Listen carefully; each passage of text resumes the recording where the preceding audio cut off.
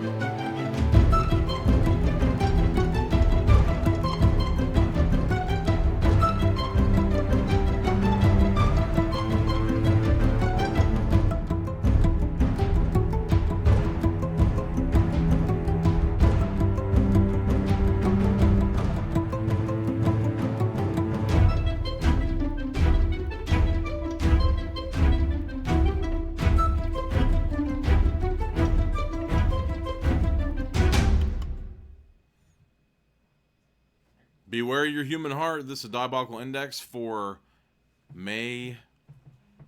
I still don't know what day it is. Is it the 28th? Damn, I'm doing bad with that. Is it 28th? I think so. Okay. May 28th, 2019, where the pages of the uncanny reside. I'm Corey Dawson, as always. Newly in the Moreland Manor yet again. A little bit late. I mean, someone was actually looking after me to make sure I was okay.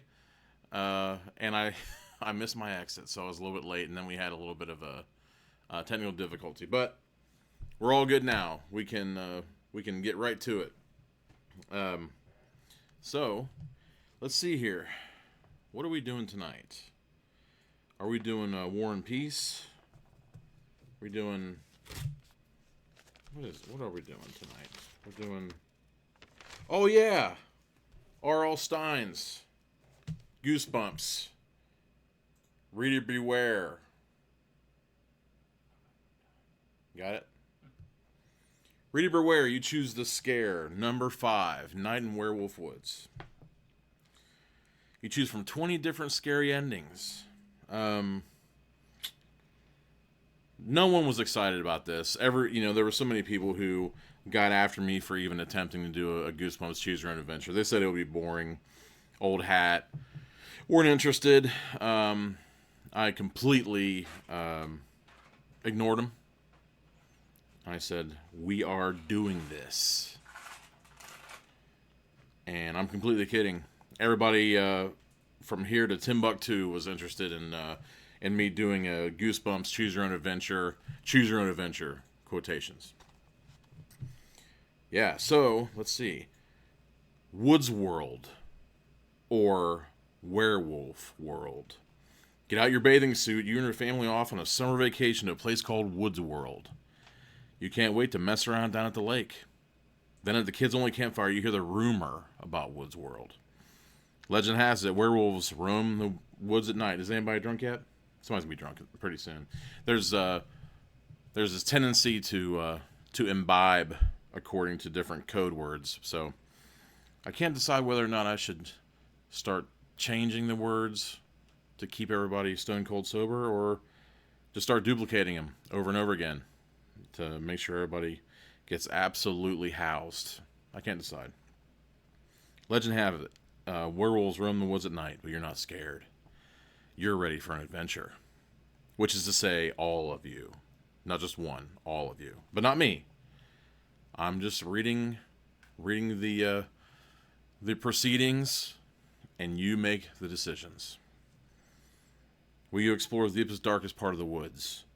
Brave the tunnel of waves, home of the terrifying lake monster. There's a lake monster too! Or battle an army of red fire ants. Alright, I wanted to go into this completely cold. I didn't want to know anything about Night in Werewolf Woods, because it's a lot of funner that way. Choice is yours in this scary Goosebumps adventure that is packed with over 20 super spooky endings. And it's kind of a shame. The next one in the series is called Beware the Purple Peanut Butter. You haven't got that one lying around, do you? Is that real? Yeah. Oh, no, I'm not making it up. Oh, no, go over to Bookcam. Oh, yeah, it's not Bookcam anymore. What? No Bookcam? There's no pictures in there. What in the fuck? But, Oh, so it's just alternate cam? Yeah, I'm zooming in now, though. Okay, doesn't really matter. Right, there you go. But beware the purple peanut butter. You can go and check. Let me see. How's that? Yeah, it is there, huh? I understand why he think that would be why I'd be making this up. But I was a little bit late, so we're gonna get right to it. What's that one called? What one? Oh. Nothing. Nothing. Don't pay no attention to the man behind the curtain. They can't hear me. Actually, I had people asking about you. They said they need that the faceless Andrew needs a microphone to chime in, and I said he doesn't read anything but shampoo bottles. So. Damn. So true. Which isn't quite true. That's not quite true. Beware. Do not read this book from beginning to end. It's vacation time. I think I already said this stuff. Can you survive until sunrise? Alive? The scary adventure is all about you. You decide what will happen. And you decide how terrifying... Oh, I guess you can. You don't really make up stuff. Start on page 1. Thanks. Appreciate that. Then follow the instructions at the bottom of each page. You make the choices, but beware. If you make the wrong choice, you're done for. So take a long, deep breath, cross your fingers, and turn to page 1 to give yourself... What? Goosebumps. That's right. Let's see. Okay. Everybody out there? Let's see. You too, man. Tyler, the podcast daddy of multiple podcasts. Most recently, what was that last one? That was a crazy little shot. Where was that coming from? It's a messed up one. I have to fix it. Oh, man. Some kind of crazy... He's got like a secret... he's got a up the skirter around here somewhere. Okay. It's this one. Page 1. This one. Oh, that's screwed up? No, I fixed it. Oh. Page 1. Nerd alert! Nerd alert! We interrupt your perfect summer vacation at Deep Woods Lake to bring you this special nerd news. Your parents have invited their best friends, Mr. and Mrs. Morris, to their super nerd son, Todd. Sharing the cabin with your family this year. You can't believe it. Your worst nightmare, or nerdmare, has just come true. This can't be happening to me, you say aloud as your family's minivan pulls up to Woods World. You've already spotted the Morris' car. It's parked beneath a string of colored lanterns hanging over the entrance to Woods World. Woods World is the cabin community that your family has vacationed at every summer since you were a baby. Then you spot Todd. He's gawky, stringy-haired, and wears thick, black-rimmed glasses. Hey, what do you say? Todd calls to you. His big hand whirly-birds out of the car window in a nerdy wave. Be nice, your mom cautions. Yeah, maybe Todd's different now, says your dad. Oh, he's different, all right, you moan. From everyone else on this whole planet. Turn to page 2. Your minivan and the Morris's car both roll up to the gravel drive next to Evergreen Cabin. You gaze around. Nothing has changed since last summer. The woods behind your cabin are still dark and deep. The sparkling blue lake in front of the cabin is as smooth as glass. A narrow sandy beach stretches into an easy curve around the shoreline of the lake. The sun is almost set, leaving behind a fiery pink-orange glow in the sky. There's enough daylight left for you to notice a taped note to the screen door of your cabin, which doesn't work. They should have done that. Cool, you cry. You jump out of the car. That must be a note from my friends, you tell their parents. You sprint across the lawn and up the porch steps. You pull the note off the cabin door. Do you want to read what the note says? There's no choice. It says to go to page 3. You unfold the note. You read it out loud. Kids only campfire tonight. 8 p.m. at the beach. We still good? Wonderful, your mom cries as she hurries up behind you. It's only 7 o'clock now. You can help unload the car, then go. This will be a perfect opportunity for the other Woods World kids to meet Todd. And a perfect opportunity for them to think I'm a nerd too, because I'm with them, you mutter. This is a different time. This is before the nerd renaissance that we're going through right now. Let's see. No one hears you. Your parents and Mr. and Mrs. Morris has gone inside the cabin.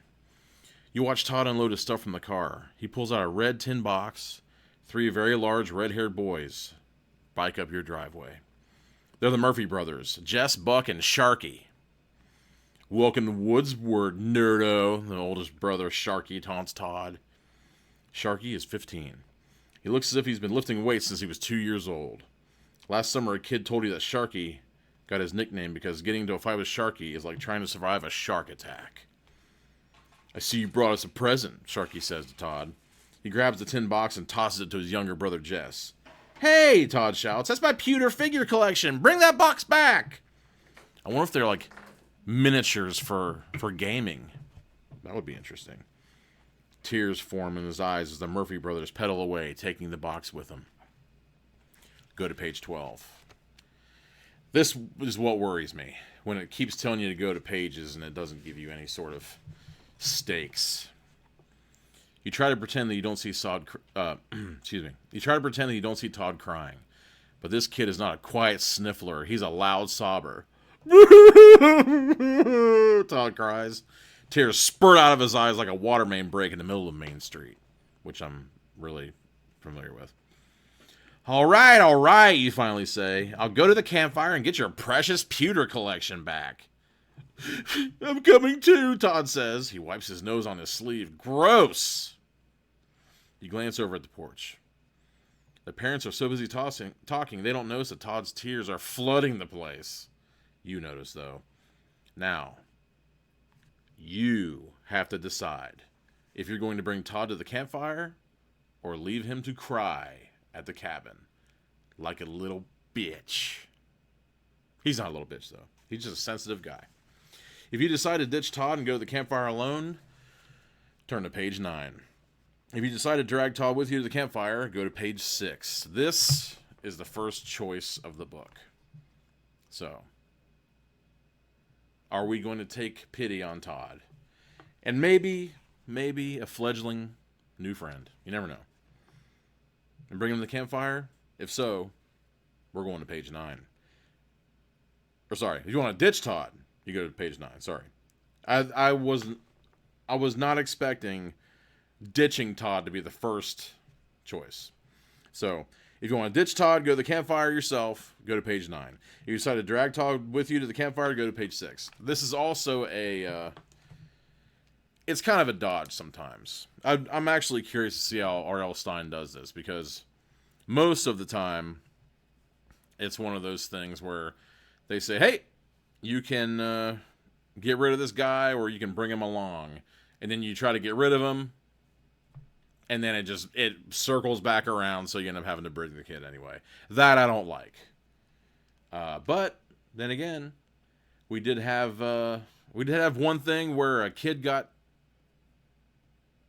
It was unbelievable.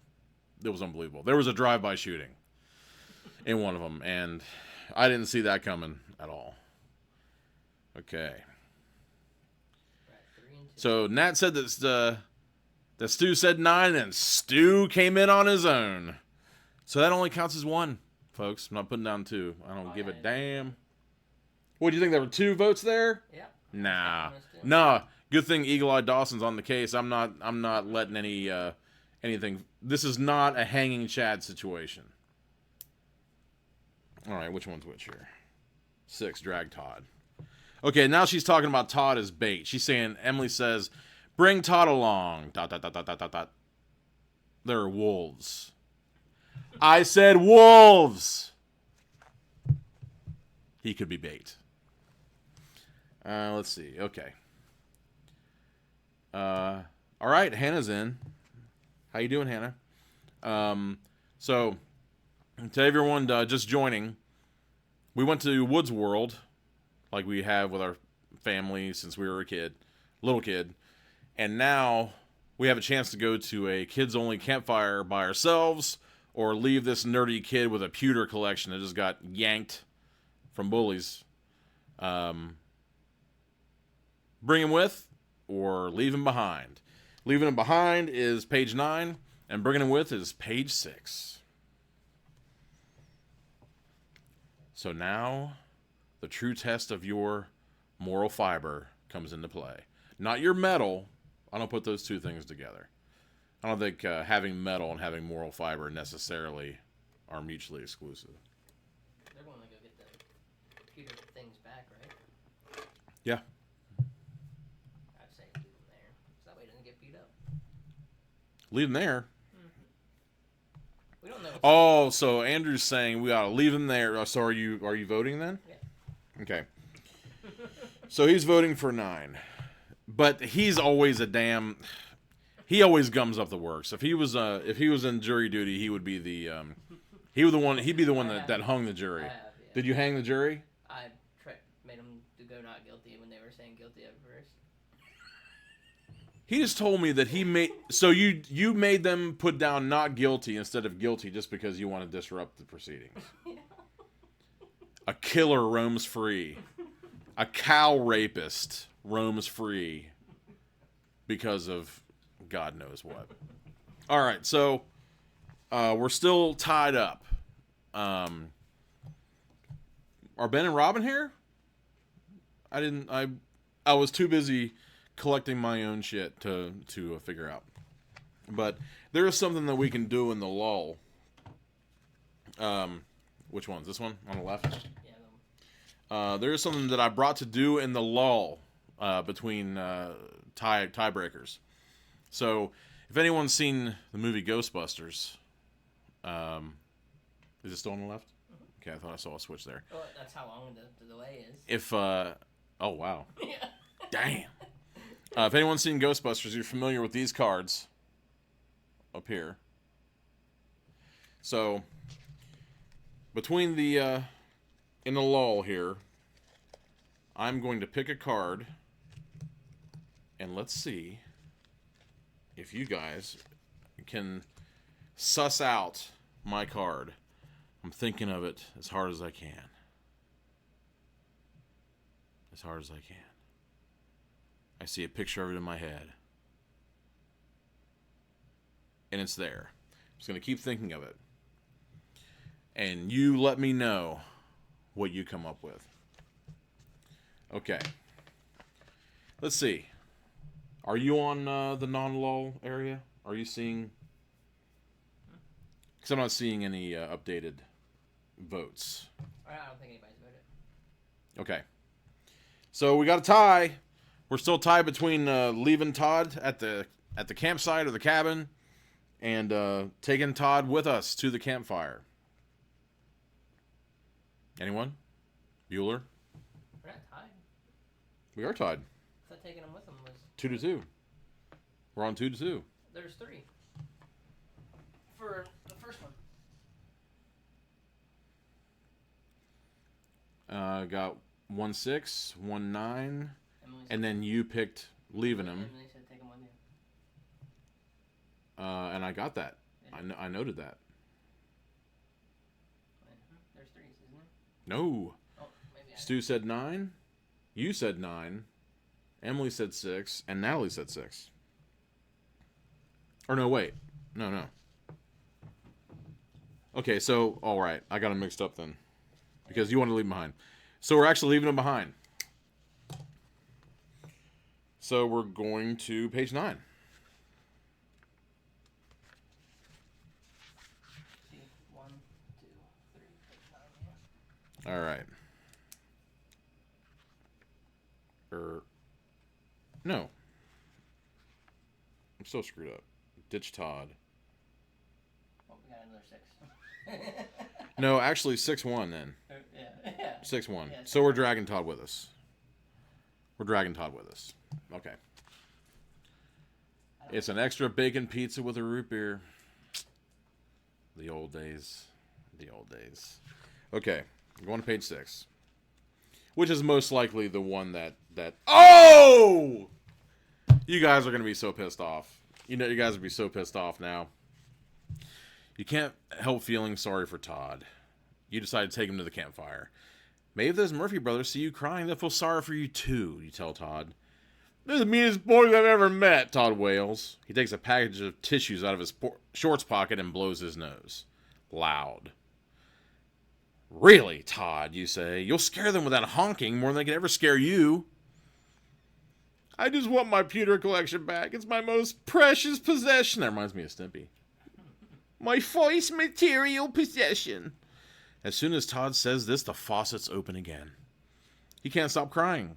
I can't go to the campfire, he sobs. My sinuses are all clogged now. You'll have to face them alone, I guess. Alone? You repeat, cheering up immediately. Without you, Todd? I'm sorry, Todd weeps. I just don't feel like going to a party tonight. If you insist, you say happily. Page 9, here we come. So, being a dick was the ultimate, which is interesting. I think that's kind of cool, actually. Usually, it forces you to go the good route in one way or another. You leave Todd to cry alone at the cabin. You stay here and unpack your stuff, you say to Todd. I'll go to the campfire and get the box back for you. You hurry out the cabin door. You head for the usual campfire spot at the south end of the beach. A giant fire is already blazing when you arrive. You see your friend, Lauren Woods. Friend. Her parents own Woods World. Ooh, sweet. She and the regular crowd of Woods World kids are sitting around the fire listening to Sharky Murphy tell a creepy story.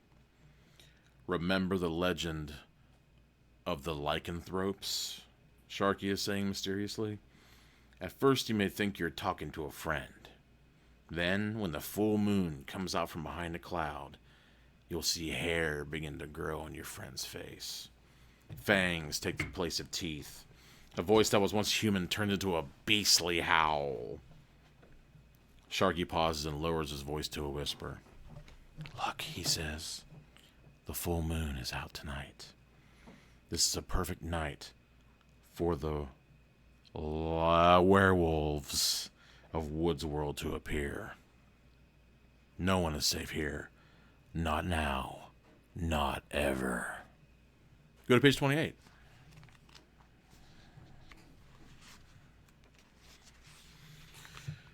Sharky laughs an evil laugh as he finishes his story. The kids sitting around the campfire study each other's faces, searching for hair, or maybe fangs. Yes, please. As clouds cover the full... Ooh, thanks, dude. As clouds cover the full moon, the campfire party breaks up. Everyone says goodnight, and Lauren Woods laughs as she calls to you, Nighty-night. Don't let the werewolves bite. Did you ever see a werewolf, Sharky? One of the younger kids asks before he leaves. Ha! Says Sharky. My brothers and I saw plenty of werewolf tracks in the woods just before we came to this campfire. Isn't that right, Jess? Yeah, the youngest Murphy brother says. We saw the wolf tracks and we were burying that nerdy kid's box. So, you think to yourself, they buried Todd's box. But where? You promised to get the box back from Todd. And as we all know, a diabolical index does not break promises. Thanks, dude. He's my own personal Alfred. It's fucking rocking. So, If you decide to look for the box tonight... Oh, that's interesting. You can pick. Oh. The moon is full tonight. So, he's thinking of the lycanthropes. If you decide to look for the box tonight, turn to page 13. If you decide to go back to the cabin, turn to page 71. So, it's a question of whether or not you believe the old folk tales about phases of the moon and what they can do. One of my favorite comics,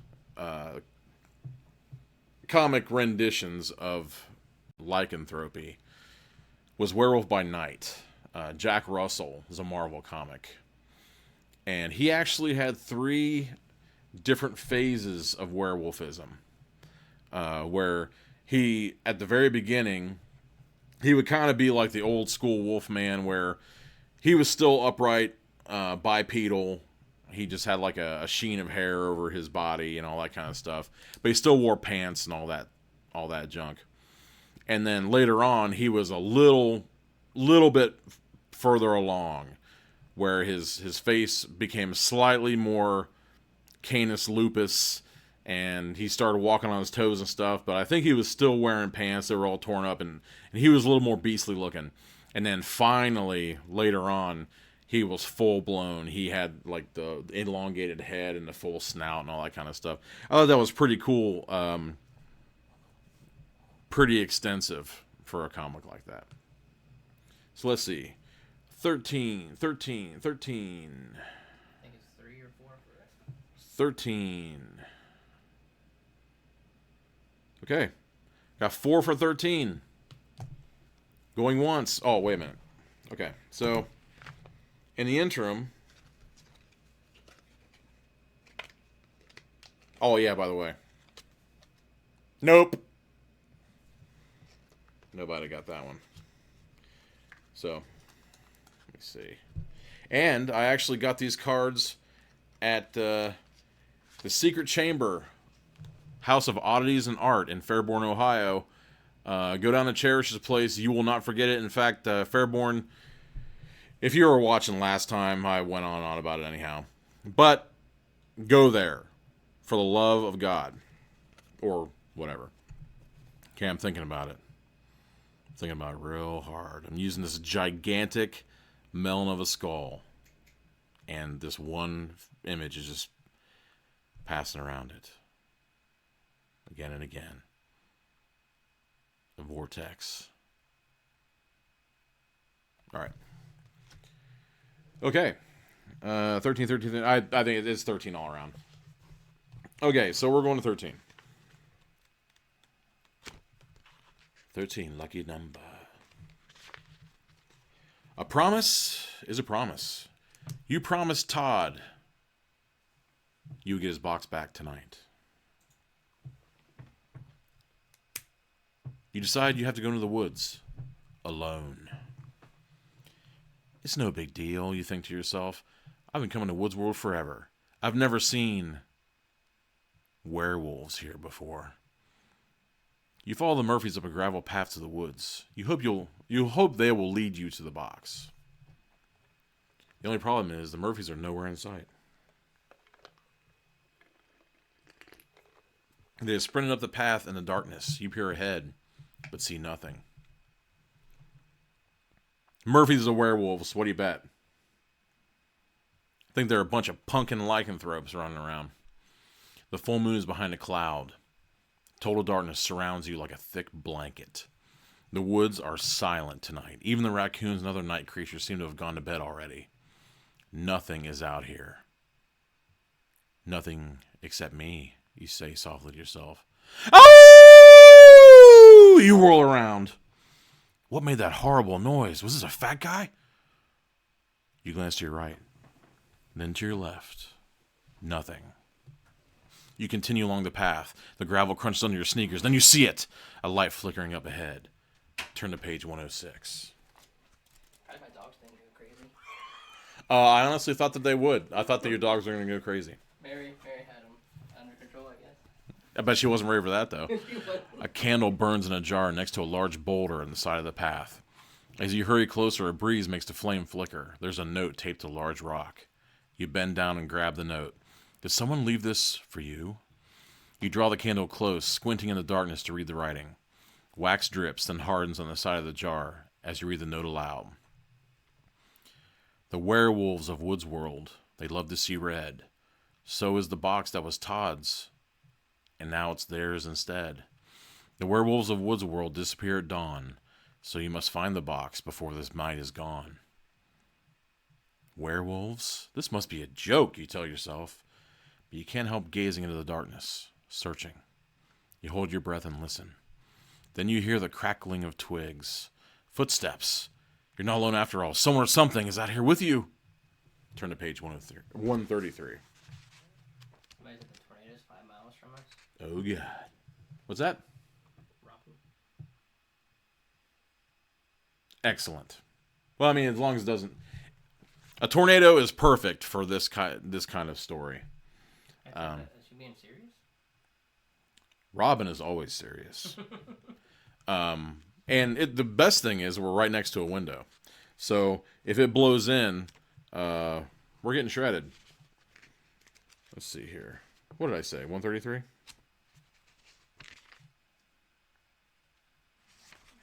Quickly. You duck down behind an old tree stump. You listen for the footsteps again. They're closer now. But in the darkness, you can't tell exactly where they're coming from. Your heart pounds like a jackhammer. Footsteps. Closer. Closer. Closer. Ah! You scream. A hand is on your shoulder. You're afraid to look. Hey, what do you say? Todd's voice breaks through your scream. Ah, shit, you say. It says it right there. Look. They saw that, didn't they? Yeah. It's just me. I came out to find you, and after all, it's my box, and I should help you find it, right? You can't believe this guy. He just scared you out of your wits. He's still talking about that fucking box. You catch your breath and try to slow your heartbeat down to normal. Get a life, Todd, you say. You shouldn't sneak up on me like that. That is exactly what some kid would say if somebody snuck up on him in the woods. Where there's supposedly werewolves. There are 3 bullies running around. You got a jar full of hot wax. Bullshit. Hey, look. I just want to help to find the box, Todd whines. Look, I even brought a flashlight.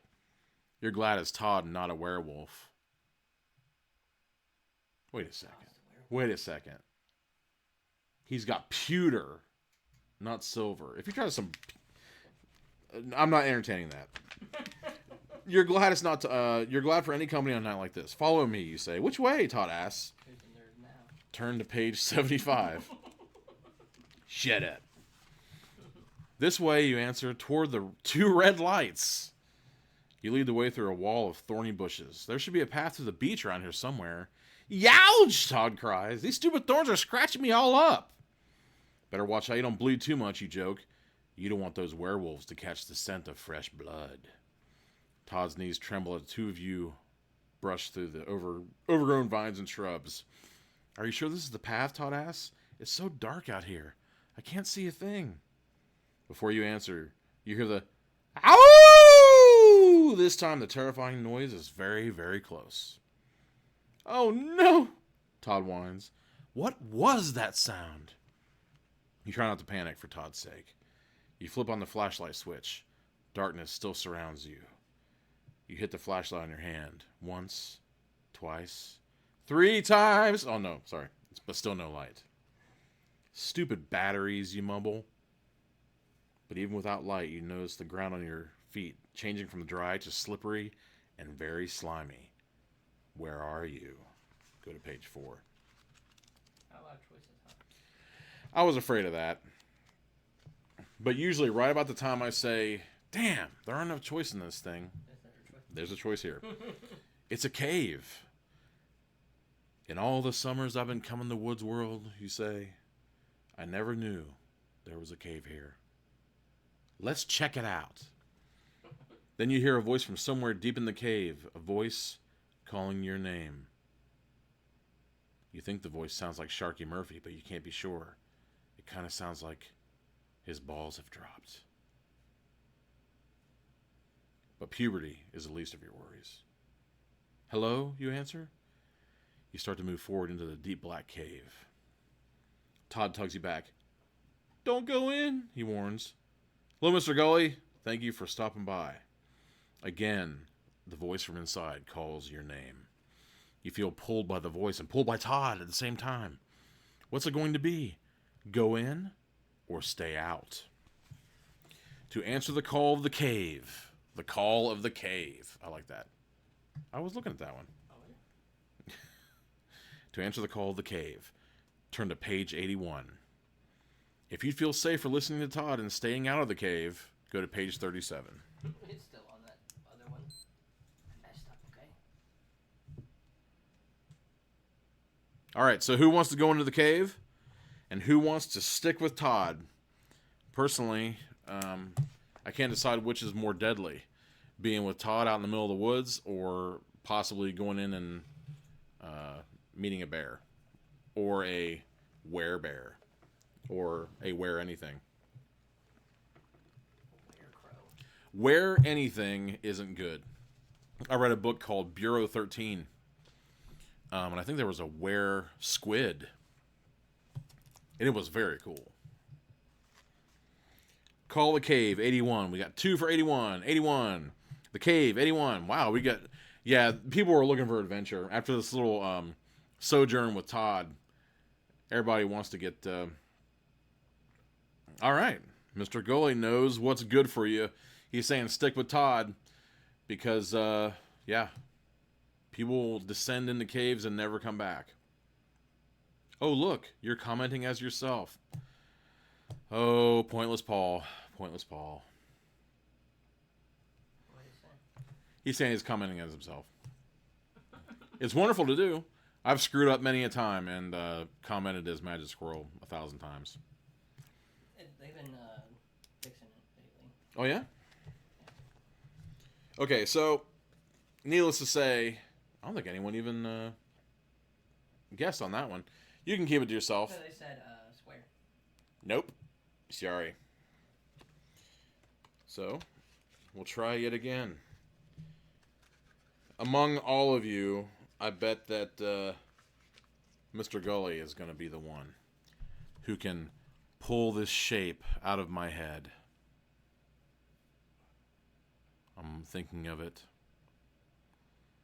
Actually, it reminds me of Pointless Paul in many ways. It's swirling around in my head, making fantastical geometric patterns. Okay, that's all you get. Okay, so let's see. Want me to scroll up? No, I'm good. I didn't count the I remember all those. Okay, so we are going in the cave. Much to Mr. Gully's dismay, he's going to stay out there with Todd and watch all of us die. That's all right. So, we're going to page 81. Circle, triangle, squiggles.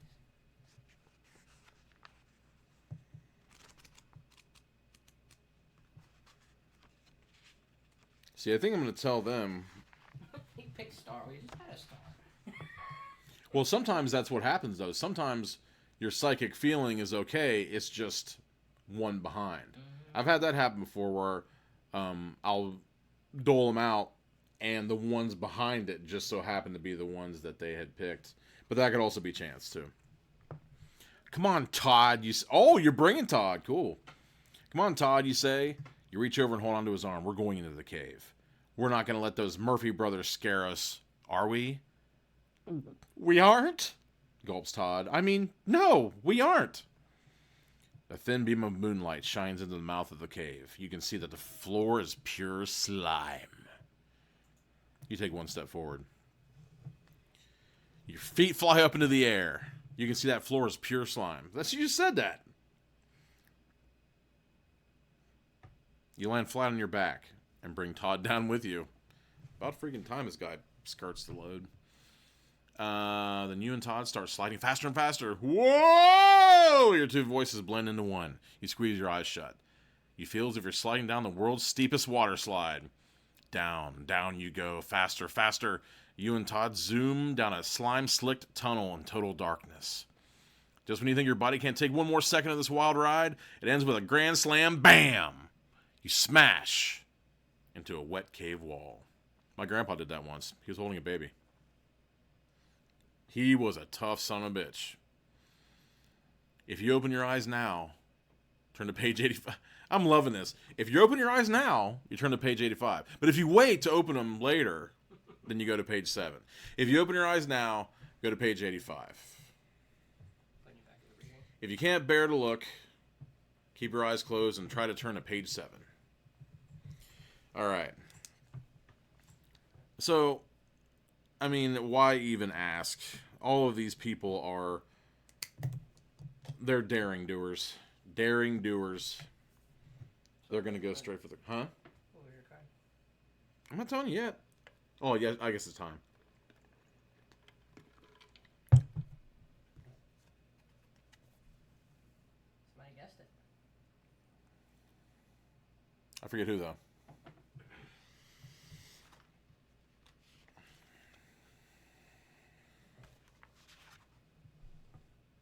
Did they? Nope, it was Squigglies. Never mind. I didn't think they Fire had. was earlier.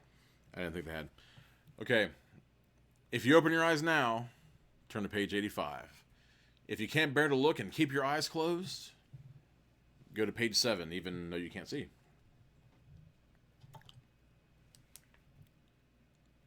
Okay, 1 for 85 on the slime floor. Yeah, I was thinking that too, man. I think that you were on that. Even if you do it again, that still won't quite prove it, but it'll get closer to proving it anyway. You got 2 for open your eyes now, and 0 for waiting to open your eyes like a fool. But then again, I've heard that if you open your eyes in complete darkness for too long, then you'll go blind. Is that a thing? Because your eyes are so busy trying to focus and trying to pull the light from the pitch black. I mean, I'm sure it's a long time, but I can kind of see that. I thought that's why pirates put their little things. Oh, I see. She wants to keep them closed now because of what the hell. She's doing an Andrew move.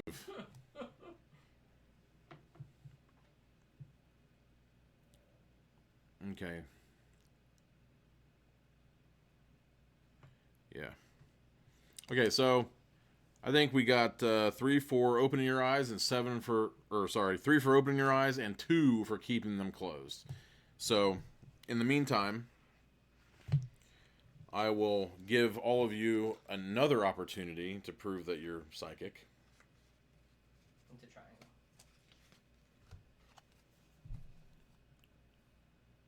And he's right about Golemai, too. Mr. Gully's talking about Golemai.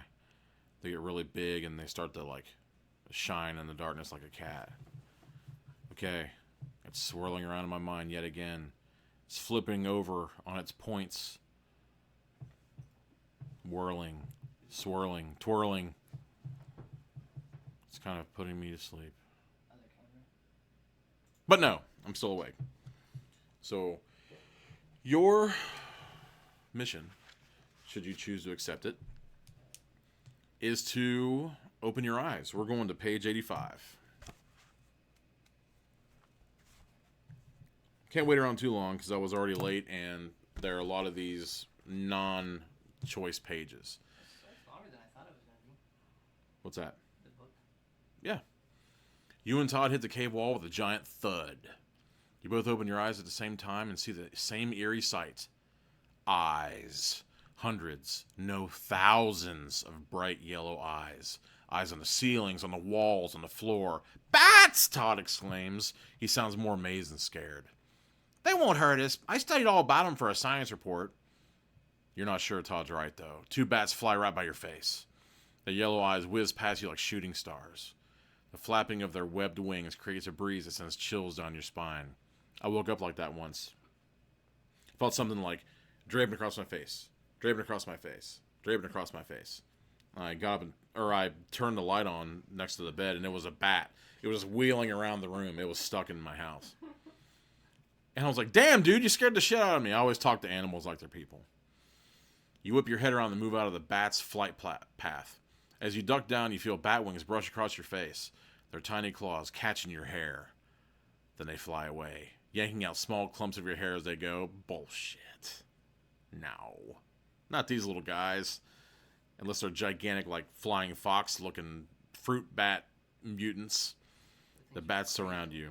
Yeah. You turn to find Todd. It's hard to see through the thousands of flapping black wings. Where is he? It'd be great if he ended up being like a vampire right about now. Ugh! Stu's eating bat shit. Pate. Bat shit pate. Todd is standing next to you. He's just as surrounded by the beastly bats as you are, but Todd is acting as if they're butterflies instead of bats. He's even reaching out his hands to him. A sudden gust of wind blows through the cave. The bats beat their wings furiously, which creates an instant whirlpool. The force pulls Todd backwards. What? This is like that part in Batman Begins.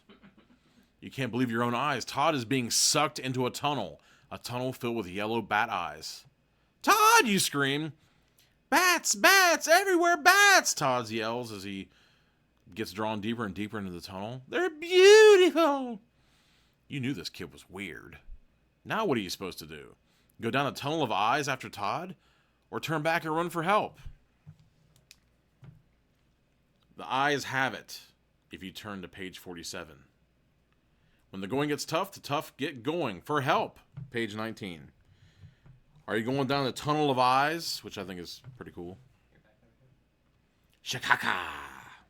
Chicago. Shawshank Redemption.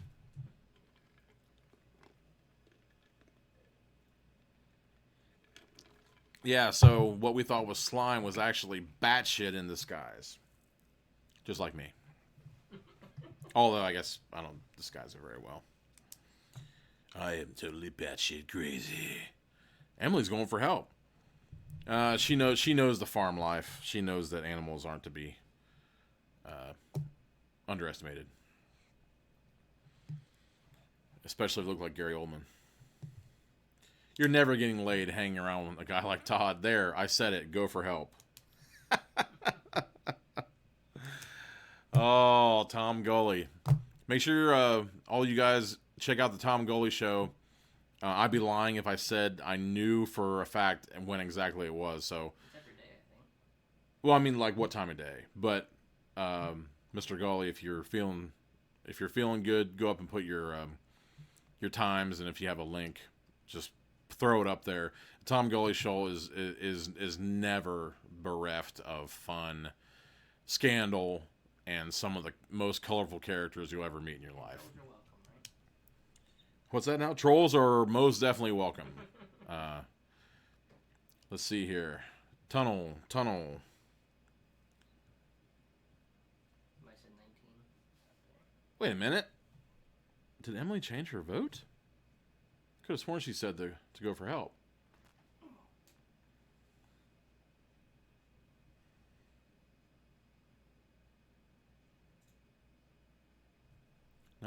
Tunnel. What was I reading then? I could have sworn she said go for help. Could she have erased it? That's impossible, right? No, you could, man. Huh. Okay. So, well, shit. Okay. If you want to go down the tunnel, turn to page 47. If you want to go back for help, turn to page 19. In the meantime... Another star, huh? Another star. So, I mean, at what point does it become a game of chance? Is it a game of chance the entire time? Who's to say? The entire time. What's that now? You think it's chance the entire time? Yep. I thought you had a paranormal group. No, that's Paul. I've never seen him do a paranormal group. Okay, I'm thinking of it in my head right now. Oddly, I'm thinking of breakfast. That's circle. I'm Pancakes. feeling relaxed. It's wonderful. All right. Let's see. Yes, there we are. Monday through Friday, 7 p.m. Eastern Time. The Tom Goalie Show. Trolls, welcome. I defy you to try his intelligence. You will be looking for a new skin. Guarantee you. The man has brains to spare, a wit that could cut through iron, and a lot of experience. So, there you go. Yeah, the man's talking about pyromancy. Okay, let's see here. Okay, so far we got 2 for going into the Tunnel of Eyes and 1 for going for help. So, if I don't hear something in a second, we are going down the tunnel. Which would have been my choice anyway. That would have been my choice, too. Okay, Andrew says Tunnel of Eyes, that's where we're going.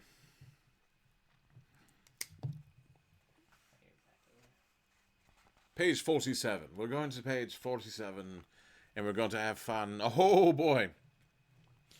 You know, you have to try to save Todd from the bats. Even if he doesn't realize he needs saving. Even if it means you have to face millions of bat faces yourself.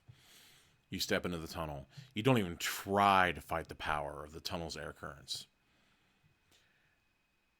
You let your body be sucked into the open mouth of the black hole. Immediately you hear the thwap of flapping wings.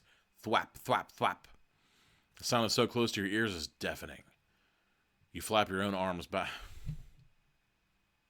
You flap your own arms back at the bats as if it's going to do anything at all. This clears the way in front of you. Now you can see the choice you must make. Oh, now we're talking. We're getting choices all the time now.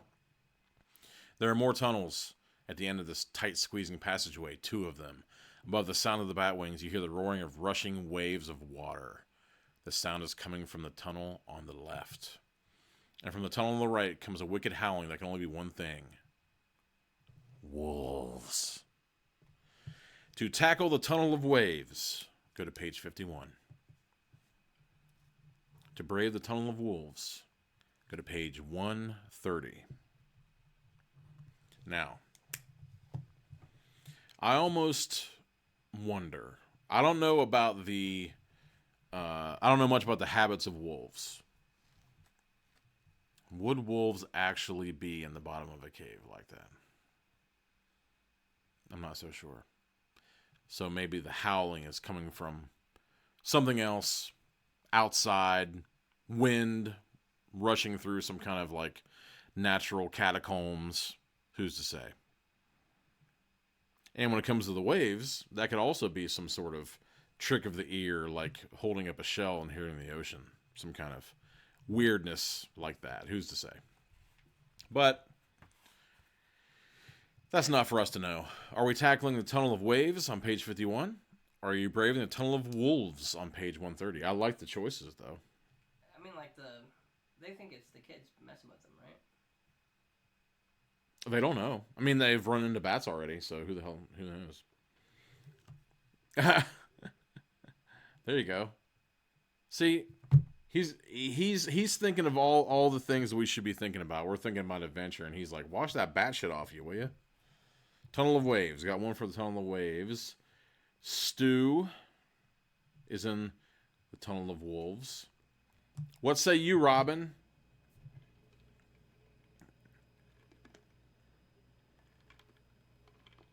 I feel like this has a more cohesive story than the other ones. I think it does, actually. A lot of times with these choose your own adventures, sometimes they can be so juvenile that they're almost kind of like hard to follow, almost.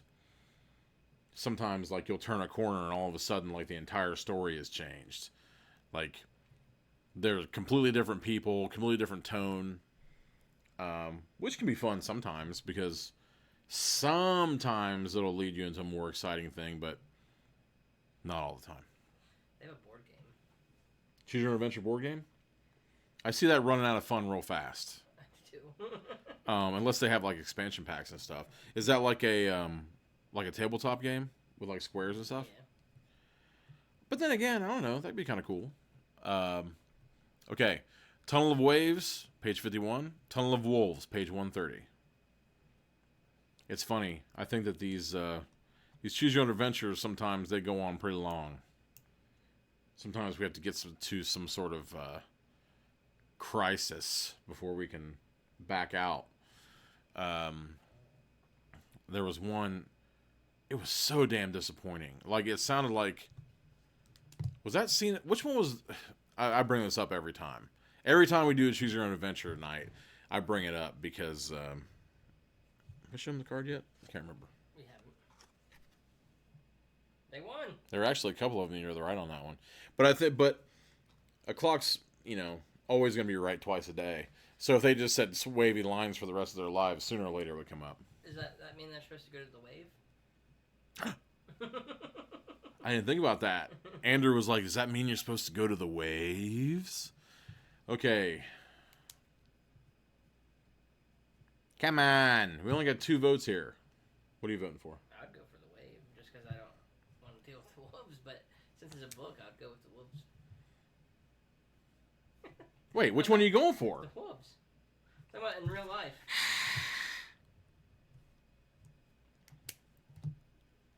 Yeah, I know. See, he's getting... All right. I want to put something out there right now. Yes, Andrew probably needs a microphone on the Choose Your Own Adventure nights because he does put his 2 cents in here and there. We're going to page 130. The waves, right? That's the wolves. Was it? Yeah.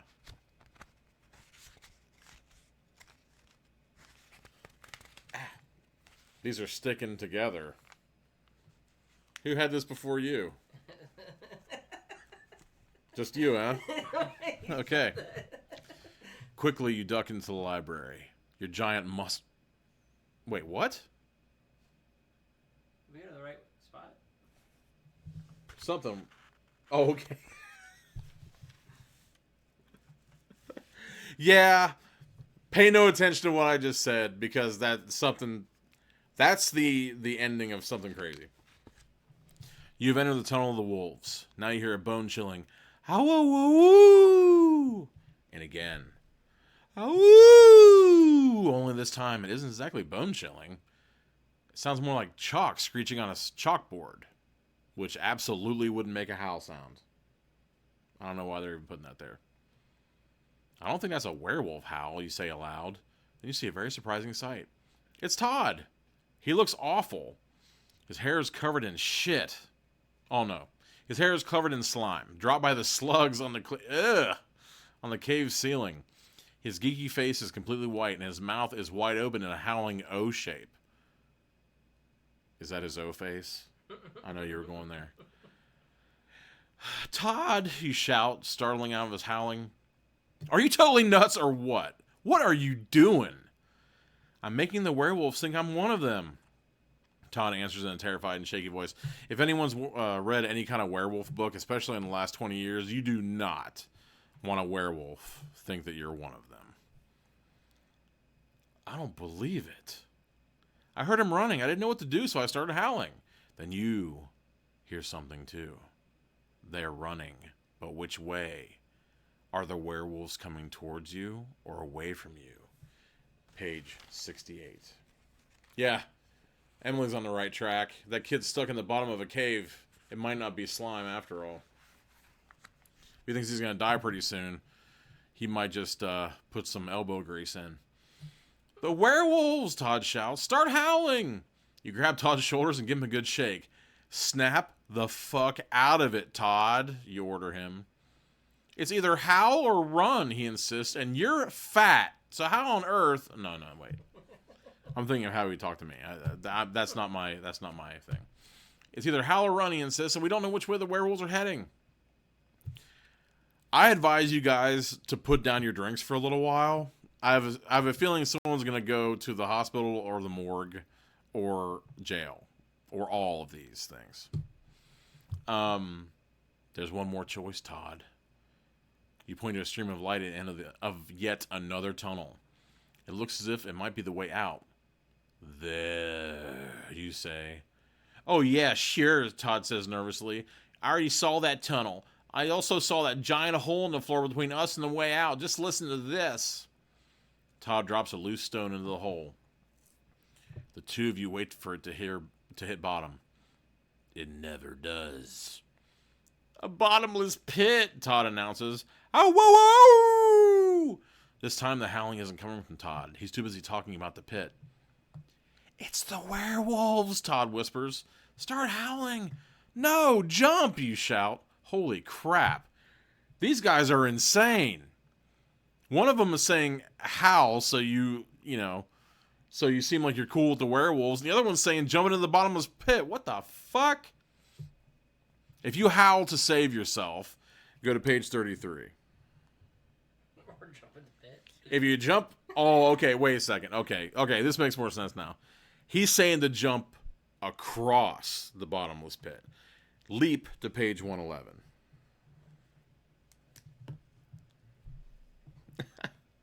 Okay, so are we howling or are we jumping? I don't know. Yeah, I mean, I would like to think that it's not... I wouldn't think that there was a whole lot of ambient light down there. I mean, I guess he said he had the flashlight, but damn, how on earth are you supposed to see? Or even guess how far it is? Yeah, I mean, I would think that your depth perception isn't great. Howl so you can die, or jump so you can die. Emily has a point. Wait, maybe that kid is, like, flat out suicidal. Are we on? Are we done? Are we gone? What is this? I don't know. What have you done? We still should be good. Some kind of weirdness just popped up.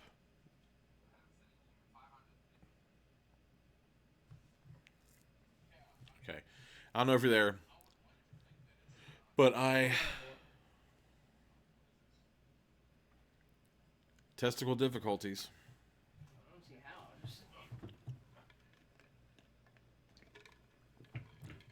And of course, it pauses me in the most derpy looking face ever. Although, at least I'm not flipping off the entire world like it stopped me last time. Huh? You're good. Okay.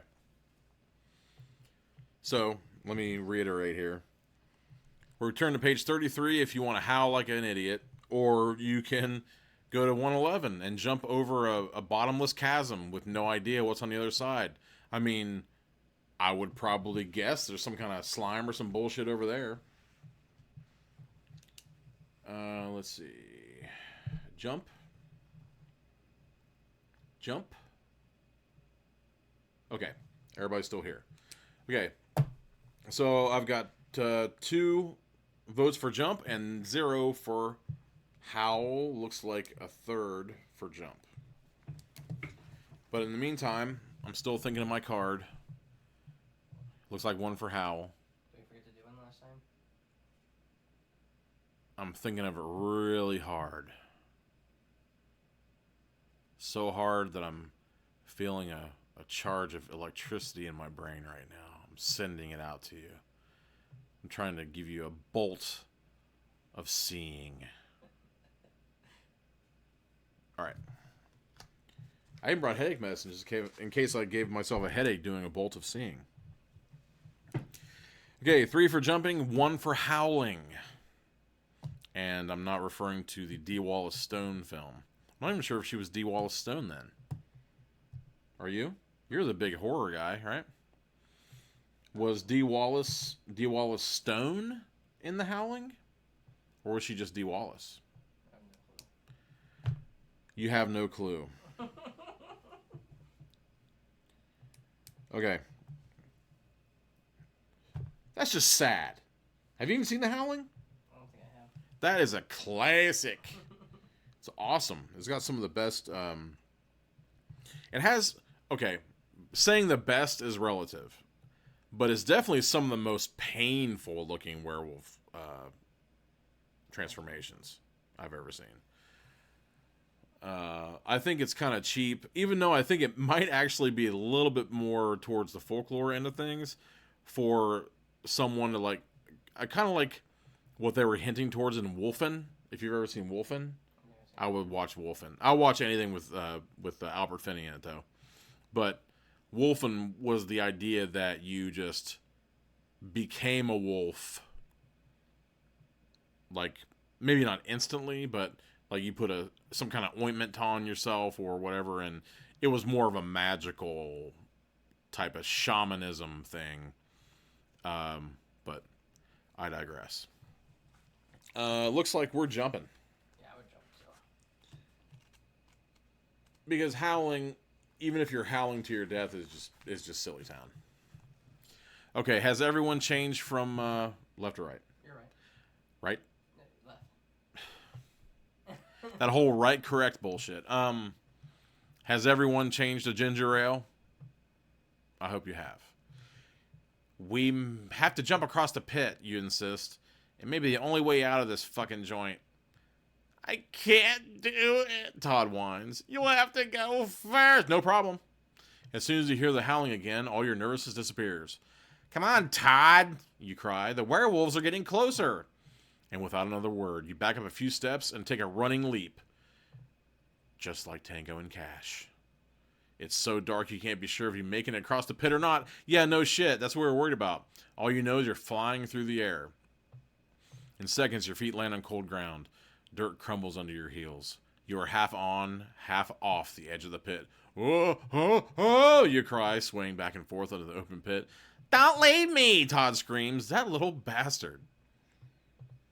I'm trying my best not to, you snap. You fall forward onto the ground in front of you.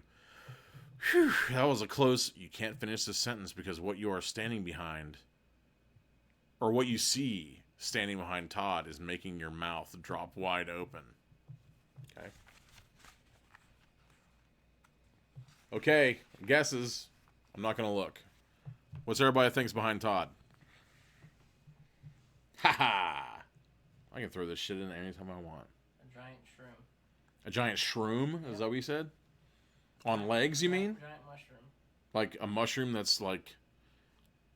It's a werewolf. This is funny. I'm watching myself like turn the pages and shit in this book, and I look like a moron.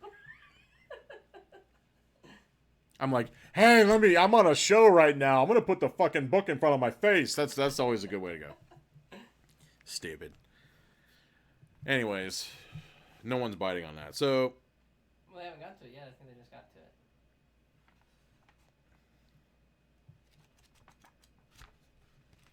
See? a wolf. Thanks for your wondrous insight, Natalie. A wolf. How about like... Oh, the bullies are back. All right. I'll wait for one more and then I'll go for it. Oh, wait, by the way.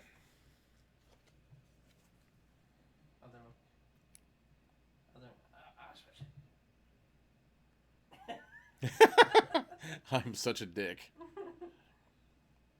I run this shit! No, not really.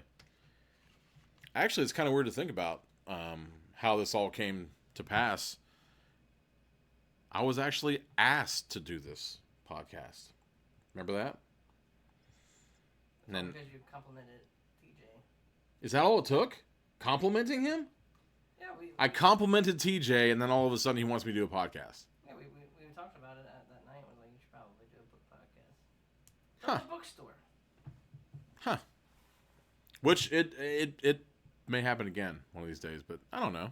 You just gotta get the internet. You make it sound so easy. Werewolves! There are werewolves behind you! You finally manage to scream. Jump, Todd, jump! You fumble with a faulty flashlight. This time it goes on. You point the flickering beam past Todd's slug-slimed head. Ugh. You aim for the eyes of the snarling beasts. Yes, it's working! The light is hypnotizing them, you shout. Yeah, a creature that looks to the moonlight constantly for its power. You're going to hypnotize it with a flashlight. Yeah. The light is hypnotizing him, you shout. Hurry, jump across! Oh! Todd cries as he glances back and finds himself eyeball to eyeball with the... Okay, it's flat out saying these are werewolves. That's weird. Jump, you yell, jump! As the werewolves reach out for him, Todd jumps. You lean over the edge of the gaping pit and grab for Todd's outstretched hand. You stretch your own arm as far as you can, and I like this choice. If you catch Todd, turn to page 80. I like how you're absolutely deciding what you're doing. Not if you can, if you can't. If you don't catch Todd, plunge to page 61. So right now, absolutely, she did not waste a second. She's saying drop Todd. I have a feeling that if we drop him, he's going to float over the pit and be a vampire or something.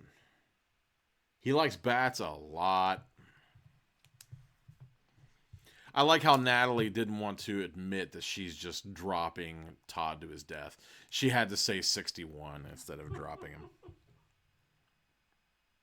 And you pull your hand back, and as Todd plummets, you say, "Psych!" Yes. And I have to say, God bless you, Tom Gully, for using psych with a PSY. That pisses me off to no fucking end when people put SIKE. Or sometimes they put SIC, and I was like, what, did you misspell something? And they're like, what are you talking about? I'm like, fuck you. Literary dickishness. All right. Drop Todd and hope he lands on something sharp and rusty. Yeah. I guess we're dropping Todd. We're dropping Todd. You freaking animus.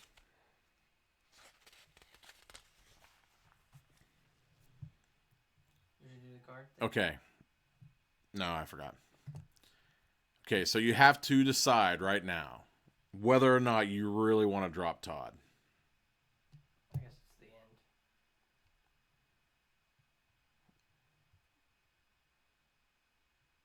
Anyone? Are they all arguing about it? No. Everybody's dropping Todd, so I don't think they want to back off.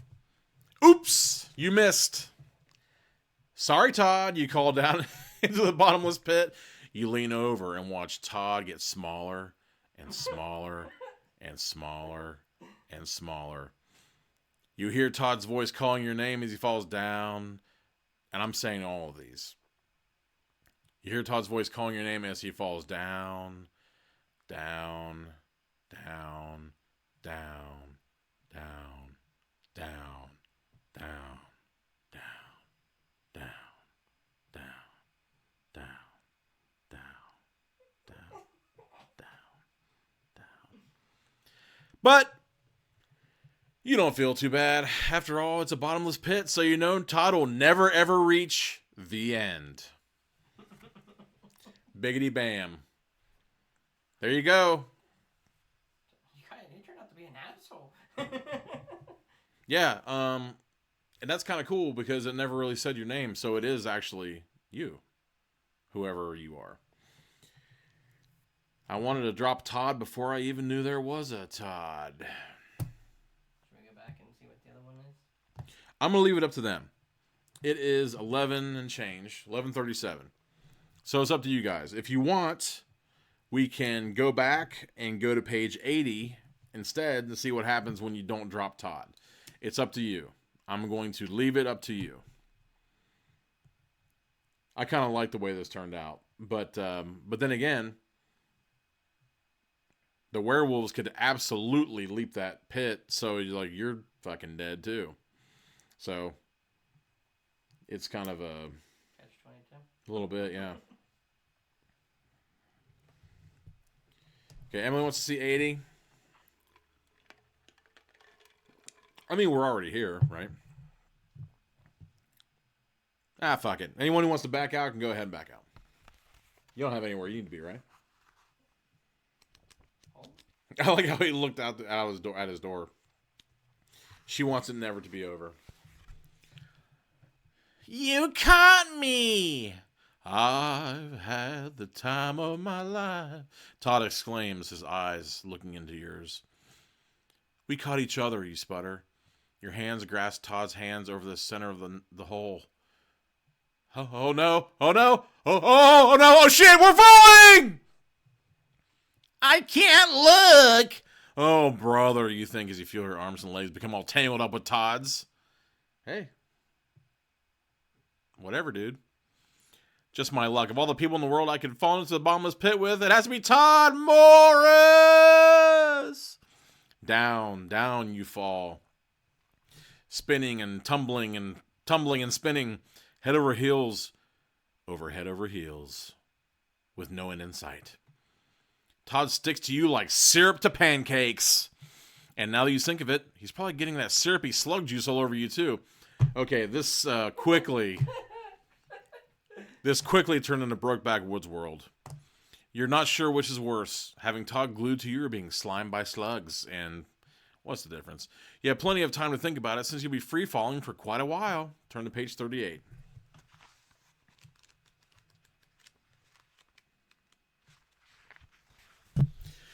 This falling thing is starting to get boring.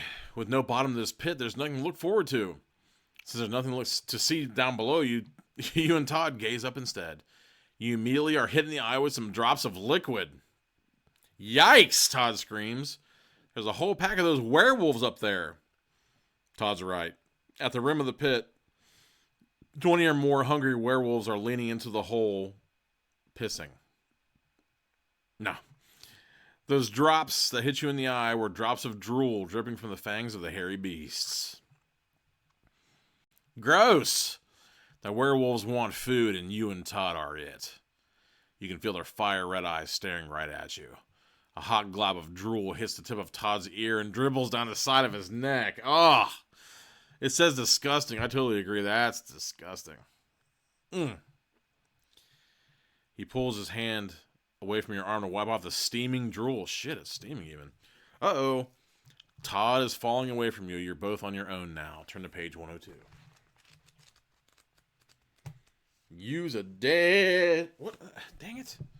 Ah! You hear from the darkness below you. It's Todd. He sounds very far away. You've lost him now, for sure.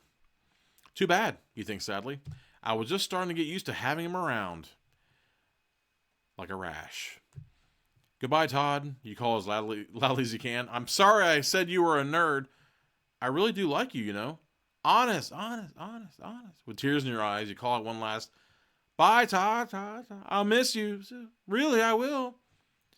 You really will miss me? A happy voice calls out unexpectedly right next to your ear. Wow, that's swell. Huh? What's going on here? Turn to page 93. Fucker's a vampire. I'm telling you. Todd! You exclaim when you hear his voice right next to you. What's happening? How did I catch up to you so fast? You didn't, Todd laughs. We caught up to you. Before Todd can say more, you realize that you're no longer falling. You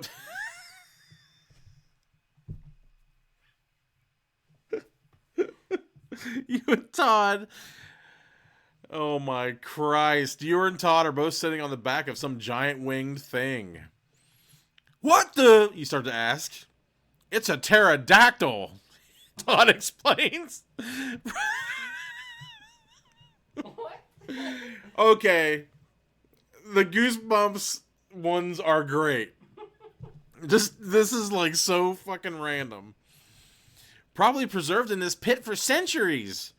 The huge prehistoric flying reptile is moving its head first up and then down. And then up. And then down. And then up and then down again.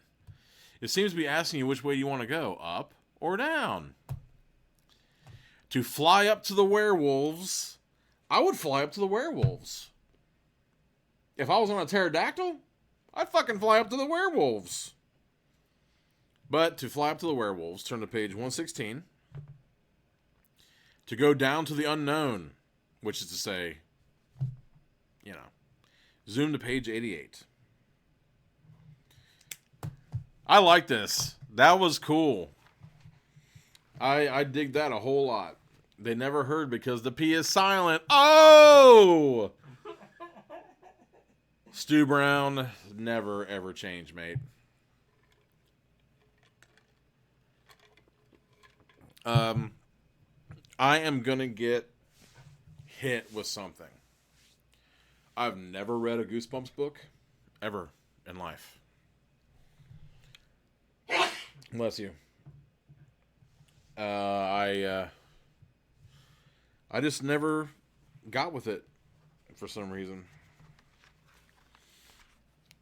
Maybe, I don't know, maybe it's a dickish thing to say, but I think as a kid I figured that they were just kind of tame.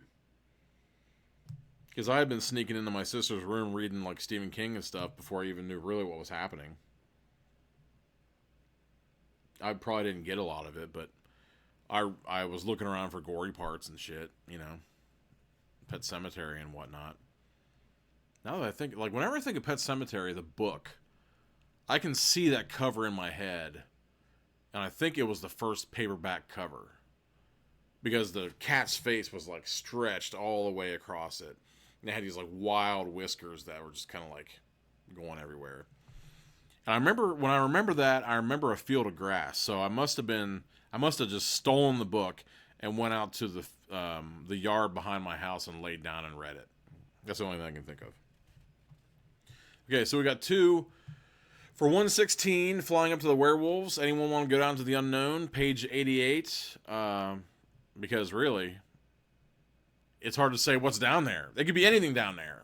If all of a sudden the pterodactyl comes out from nowhere. Let's see. Stu, Natalie, what do you say? Are we flying to the werewolves? Are we going to the unknown? What are we doing? Is Tom still around? Who's still here? I hope Ben and Robin are okay. I think they were on for a minute, and then I didn't see her for a while, and they were talking about tornadoes and shit. Wait, were they talking about tornadoes being 5 minutes away from them, or 5 minutes away from us? From them. Oh. I misunderstood that. I thought they were talking about us. Okay, everybody's going to the werewolves. 116. Go up, you command. I think I'm going to, Todd says in his voice. I said go up, not throw up, you yell. The pterodactyl instantly points its head upward and flaps its wings hard. Up, up, up you rise. You soar through the darkness at speeds you never thought possible. I'm not so sure that this is correct. Paleontologically. Why? I thought the pterodactyls were gliders. I don't think they beat their wings at all. I'm just proud of myself for being able to say that word. Wow! Todd exclaims. This thing really moves. I'm kind of seeing Todd as that kid from Christine, sort of. Where he's like really nerdy and shit, and then all of a sudden he gets a taste of the dark side and he's all about it. He's right. In fact, as you look up, you realize the pterodactyl has moved so fast, you're almost to the mouth of the bottomless pit. And you're very, very wary. Because you're almost at the mouths of a pack of very hungry werewolves. Their fang-filled mouths are watering. So, by this little situation, if these things are really werewolves, that means they're a bunch of people, too. So there are 20 people who are werewolves in there. Everyone that's at that camp? So everyone at the camp. Wait. Did Todd and the dude ever see the moon? They saw the moon, right? Todd did, for sure. So they would have been, like, turned out. Where's everyone at the party? Oh, everyone at the party. See, Andrew's seeing us from the outside in. I'm, like, deep in the shit, so I can't see what's, like, right in front of my face. Oh, oh, oh! You hear the werewolves howl in the not-too-distant distance. Oh! Todd moans as the pterodactyl flies up and out of the pit. The flying reptile tips sideways. It drops you and Todd on the ground right in front of the werewolves. Thanks, Petrie! You land right in front of the werewolves' feet. The wolves are pacing and circling. Some are on all 4 legs, some are standing upright on 2 hind legs. Their growls and howls bounce off the walls of the cave and hit your ears like a pair of cymbals clashing. I'm not so sure that R.L. Stine really knew what he was talking about when it came to, like, sounds. He said that the howl sounded like... What did he say? Whatever it was, it didn't make any sense. Cymbals crashing? And I've never, but earlier he said something, I can't remember what it was, but I didn't think it worked either. I've never heard any kind of howl that reminded me of cymbals crashing ever. We have to remember he's trying to talk to kids though too. Fuck it! Kids know what sounds sound like. Maybe he was having trouble saying that howling was howling. Where it would be like, the howls howled. You know? Why they couldn't say like reverberated? Reverberated. Now you're talking. Man, I would have been all about these books if I opened it up and said fucking reverberated. I'd be like, where's my dictionary? I'm going to read that too. Phew. What an odor these wolves give off. You've never smelled anything so bad in your life. A hand on your shoulder caused you to spin around. You are face to face with ellipses. And you really can't believe this, ellipses. Turn to page 20. All right. You rub your eyes to make sure you're not seeing things that aren't really there. But you're not. What you think you see really is there. And what a shock. All three Murphy brothers. Right here. Inside the cave. Phew, that explains the smell in here, you say to Todd. It isn't the werewolves. It's these freaking Murphys who smell. You see the Murphys, but they don't see you. They're too busy defending themselves from the werewolves. Jess is holding a rock and ready to heave it if the werewolves come too close. Suddenly, one wolf leaps forward. It pushes all three Murphy brothers to the center of the pack of werewolves. Oh, boy. You've never seen the Murphys look so scared. They don't look like bullies now. They look like regular kids. Regular terrified kids. I know what choice is coming. Save Murphy. I know what's happening. For a second, you think, well, serves them fuckers right. They're the ones who got us into this mess. But in the next sentence, you feel kind of sorry for them. Decisions. What will you do? Try to help the Murphys or let the werewolves have them? Not to assume too much of this crew. I have a sinking feeling that this crew is going to let these guys just become kid jerky right in front of everybody. Torn limb from limb, just rendered into fat and meat and blood and shit right in the middle of the cave. That's just me. I don't know. If you want to lend a helping hand, go to 84. If you want to throw those fucking Murphys to the wolves, you're going to 87. And I've also noticed something about pages that are really near each other, haven't you? What's that? Usually, when pages are very near each other, Both ends. that means that one of them is going to be the ending. At least one. Sometimes both of them are. O'Doyle rules.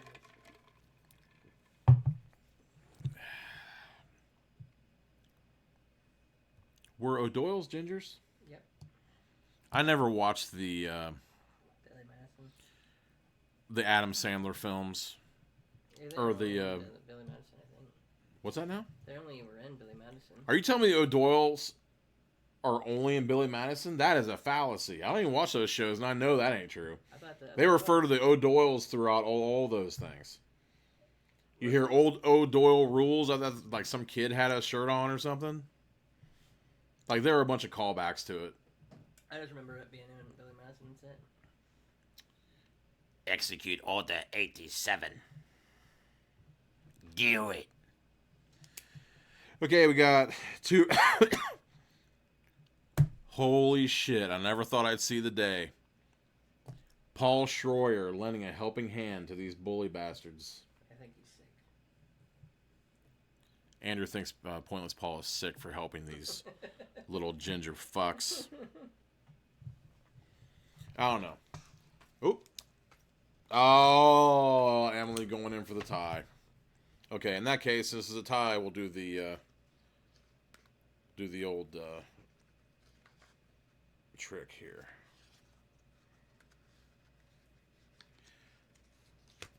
Okay. I'll think of it hard. I'll make it all of my thoughts are erased, and all I can see is the shape on the card. I see it over and over again. It makes a tunnel, connects together. It shows me the inner skeleton of the universe. I think I'm going mad, thinking of nothing but it.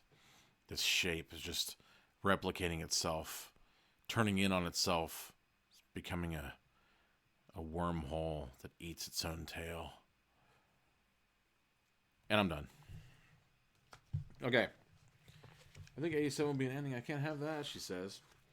Oh, she's giving us her reasoning behind her choice. It's interesting. But we have a tie.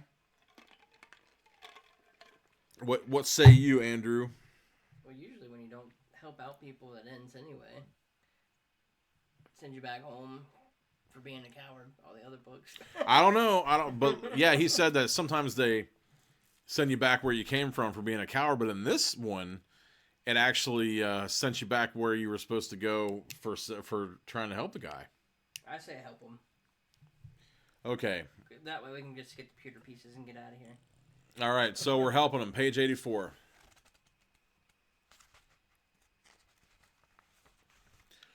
Well, of course, you're too nice to throw anyone to the wolves, even the Murphys.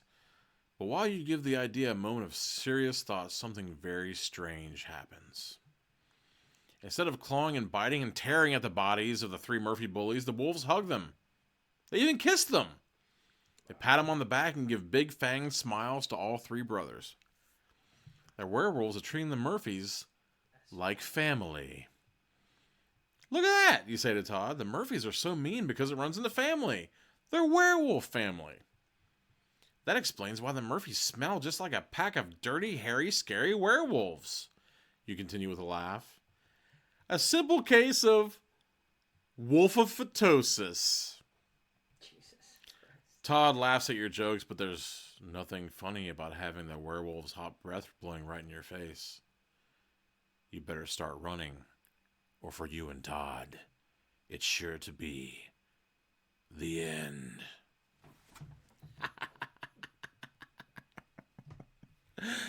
Okay, it's official. I really like these Goosebumps Choose Your Own Adventure books. I think that so far, and you know what, man? Okay, I'm going to put it right out there. I'm going to be honest. I thought that this Goosebumps book was going to be a drip. I thought that it was going to be unfunny, juvenile crap. But that's because I've never read any Goosebumps and stuff before. And also, I mean, there's definitely an age level and nostalgia and stuff. But I have to say, I'm really pleased by the way this one came out because, as far as I can tell, it was a dire, or at least it was it was the hint of you're not necessarily making it out of this alive in both of those endings, right? Maybe that means that with these Goosebumps ones, there's one that's like a shiningly positive ending, and the rest of them are. Was the other one an ending? Yeah. The other way? 84? That's where we went. What's the other one that we did then? 87? Yeah, was that an ending? I'll check. I will check. Oops. I will check and see. No. You kept going. So there's more. It's not bad. No, it was good. I dug it. Yeah, I really enjoyed that a whole lot. I liked that little switcheroo right there. I thought it was gonna be. I mean, even though the people were werewolves, I thought it was gonna be like, let's get back to this. Make s'mores, everybody. We're just hungry. That's all. We were trying to get you out of the cave. We were worried.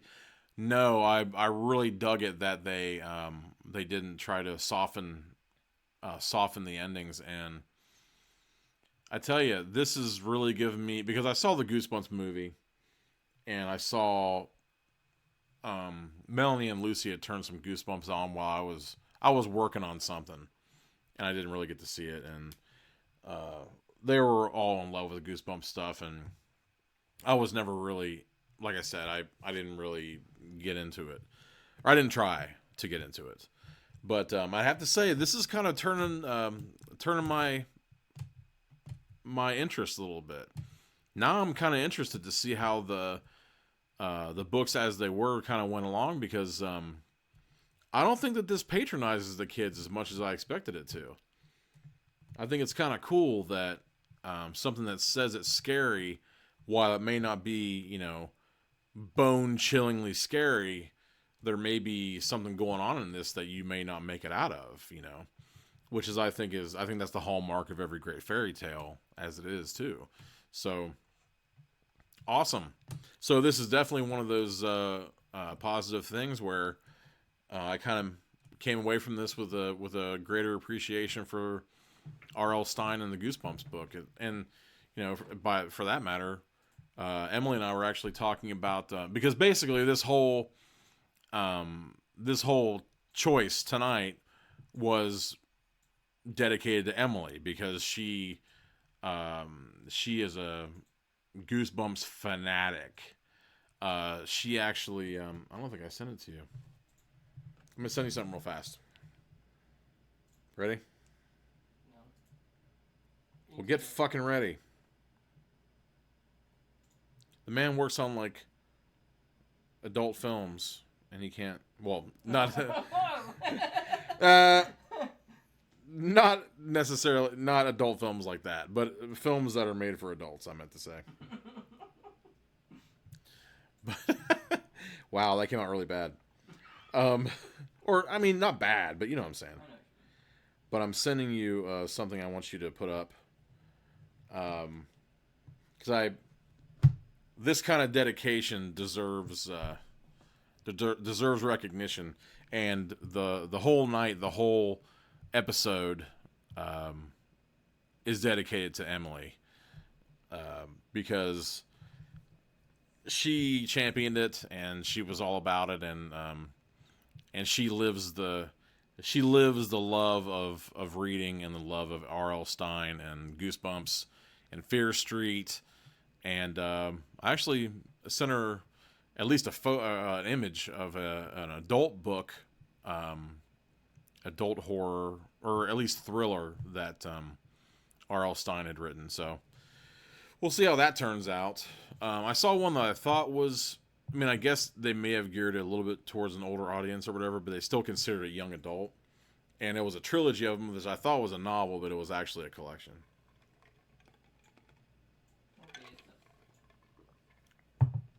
So, what's that now? That's up. Okay. So there you go. Can you see it? I can't see it. It'll pop up. Oh, okay. So yeah, if this gives you a clue as to whether or not she is totally devoted to R.L. Stine's craft and output, that ought to give you a better inkling. You see this yet? You can keep talking. What's going on? I'll show you this picture. The Choose Your Own Adventure picture. Have you seen it yet? Oh, I saw it at a glance. I thought it was interesting because he's got me in a button-up shirt, which I never wear. Although, now that I think about it, I think that he may have used. We have some of the Magic Scroll Network podcasters and personalities and mutants. We're all going to be doing a show at the Kettletop Brew House on June 26th. It's a Wednesday, and it's going to be called Choose Your Own Adventure in an Improvised Story. And it's going to have Pointless Paul's going to be there. I'll be there. I thought, Oh Yeah, Dig It was going to be there. Juice in the Morning. And there were a couple of guys I'm leaving out. But basically, it's going to be a live, improvisational, Choose Your Own Adventure live show that we're all going to be doing at the Kettletop. And it all started out as a benefit. We were because these guys have had improv shows and different things at a bar. Where is that, in Cheviot? I think so. Yeah. that was kind of experiencing trouble, and I think that they were trying to get some crowdfunding to help them out. So I just said, hey, we ought to do a benefit down there. Who knows if it would draw anybody? Who's to say? But it would be cool if we could kind of come out and do up some sort of show for them and see if it might bring people in. They might make a little money, help them out. Well, for some mysterious reason, they didn't want that. I'm not exactly sure why. I don't know the whole everything. So we were like, well, we don't want to screw up this opportunity for everybody to get down with this, because a lot of us haven't even met. Like, Magic Squirrel Network guys are spread all over the place. We're not all centralized. We're all over the place because it's like you can do this remotely, so you don't have to be in the neighborhood. So it'll be really cool, especially, and I kind of felt bad because Ashley Zombie was in town not too long ago, and it just so happened that I couldn't get free to meet her, and that would have been cool. But we've kind of been talking about trying to have and Tyler from formerly Can of Wine Tasting and now what is it? Geeking with the Gons or something? I forget what the hell it's called. Coffee and Kush. Coffee and Kush. Podcast Daddy. So, but he has a staunch schedule that can't be messed with. So he won't be able to make it out. But there are going to be a few people around. It'll be really interesting to see all the knuckleheads get their improv chops on to do that. So it'll be a blast. And as you can see, Justin really made an awesome it's pretty cool, an awesome representation of the old school Choose Your Own Adventure covers for the poster. So I'm looking forward to getting one of those on my wall when that gets all made up. So Kettletop Brew House, June 26th, I believe it was, on a Wednesday. If you're in a neighborhood, I'm not even quite sure where that is right now, but I'm going to be there along with all those guys, Pointless Paul and whatnot. And as if we don't always make fools of ourselves regardless, that will be a good place to see that happen. There you go. Hey, you are fucking cool. There's no doubt about it. I have the great honor and luck and just complete pleasure of all time to have met all the awesome people that I've met just in the last, my God, in the last 5 years. I've met some of the coolest people in my life. So I don't pull any punches. I don't wait around and act like I'm aloof about the way I feel about things, anything, people, anything. If I like a book, if I like a movie, if I like a song, an artist, a person, I flat out tell them.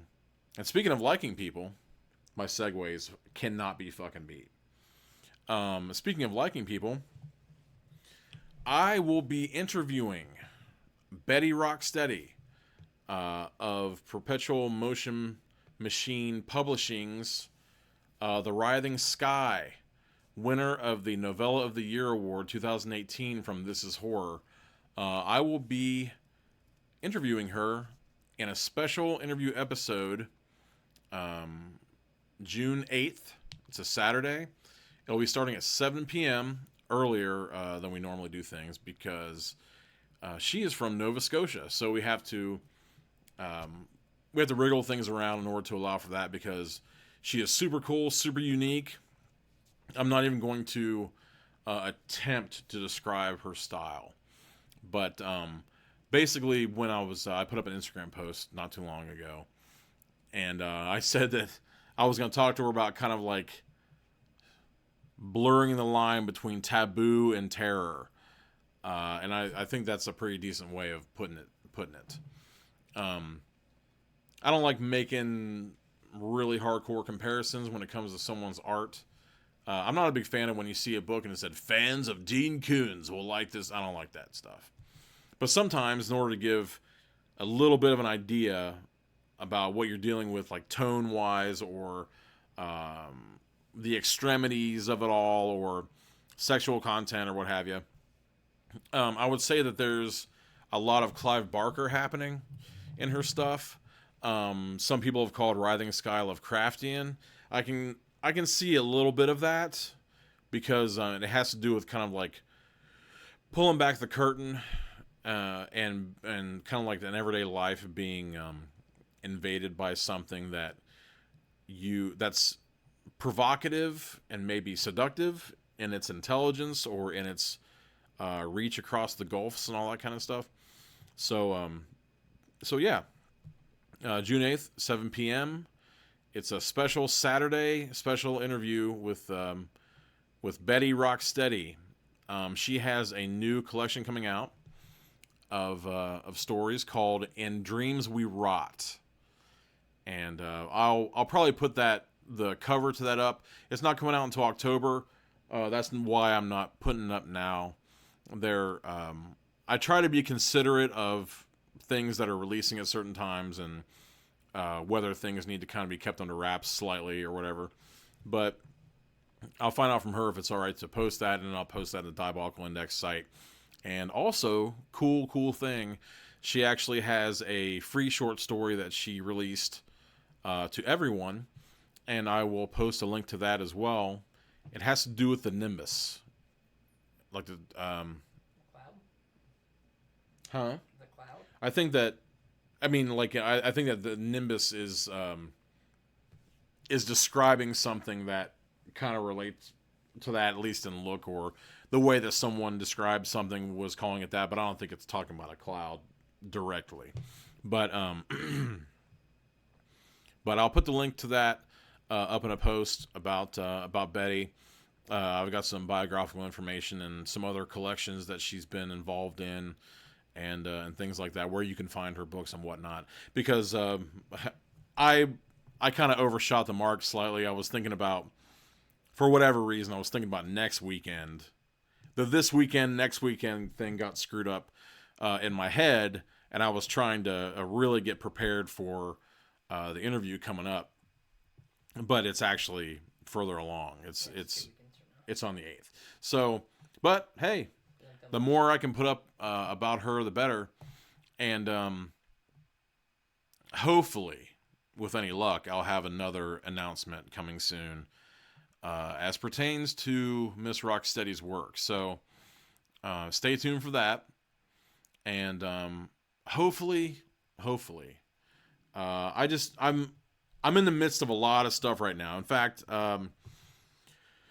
Natalie might know better than I would. I'm not quite sure. But we're both involved with Tales from the Bud, Dr. Hayes and Sir Midnight's horror narration podcast, Tales from the Bud. Definitely check them out. They're on Anchor FM as well. But there is a story coming out very, very soon, hopefully within the next couple of days. I'm really hoping, because I had such an insane blast doing the story for it. I had been involved in, I know I mentioned it, an earlier narration feed where I had like a real small part in it. I was playing a cop, and I just kept getting people kept wanting me to narrate cops for some reasons, like over and over again. I don't know what gives them that impression. Maybe it looks like I eat a lot of donuts. I'm not sure. But anyhow, they ended up it was cool, because usually there's a lot of rigmarole about getting involved in these narrations for the voice acting and stuff. But he flat out put my name in the protagonist / narrator's thing. And maybe he just knew I'm up for anything or whatever. And it ended up being a lot of fun, because in the back of my head, I kind of thought of it, because it's basically, the story's called Tongue in Cheek. And I don't want to say any more than that, but basically it's like this, I play like a New York chef type or whatever, or a New Jersey chef type. And he's wanted by loan sharks, and he has this place, and it just ended up being a blast to do it. So whenever that drops, I'll be putting links to it everywhere, and I'll link to Tales from the Bud's earlier stuff. In fact, Natalie Brown, one of her Sinister Sweetheart stories was up there, Isolation, which I had gone over with her. That was actually at the very beginning of our friendship. We went through that, so that's very, very cool to see that on Tales from the Bud. Check that out. Yeah, and hopefully everybody has checked out Cursed Passages by now. Mine and Steven from Possessed Radio, our horror narration show.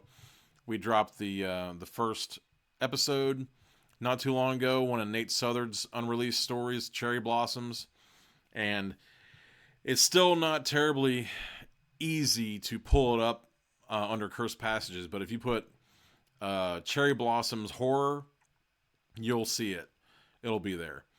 So definitely check that out. And the preview show that came before that was written by Steven and myself. I think that turned out pretty decent. Did you? It's audio only. Why don't you guys get an Anchor FM? What's that again? Since it's audio only, why don't you guys upload on Anchor FM as well? I was going to suggest that. So yeah. So hopefully, with any luck, I say that a lot. I think it's because I don't want to, I can just show you how to do it. Yeah. So hopefully we can get that up on Anchor FM pretty soon.